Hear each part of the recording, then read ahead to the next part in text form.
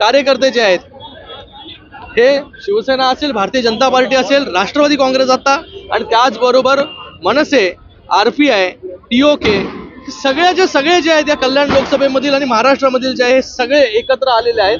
एक चांगला चित्र जे आहे हे जनतेसमोर जात आहे. हे चित्र जे आहे, ही युती जी आहे ही मला वाटतं विरोधकांना जे आहे ही पोटामध्ये पोटशूळ जे आहे उठवण्याचं काम करते. म्हणून खोट्या जे आहेत हे आरोप करायचं, खोट्या अफवा पसरवायचं हे काम जे आहे तर विरोधकांना आता उरलेलं आहे. मला वाटतं विरोधकांनी जे आहे त्या कल्याण लोकसभेमधून येऊन पाहिलं पाहिजे की महायुती जी आहे कशा प्रकारे या कल्याण लोकसभेमध्ये जे आहे ते काम करते पूर्ण महाराष्ट्रामध्ये. टीका वेगळी असते, टोमणे वेगळे असतात. टोमणे जास्त आहे, टोमणेवीर खूप जन्माला आलेले आहेत.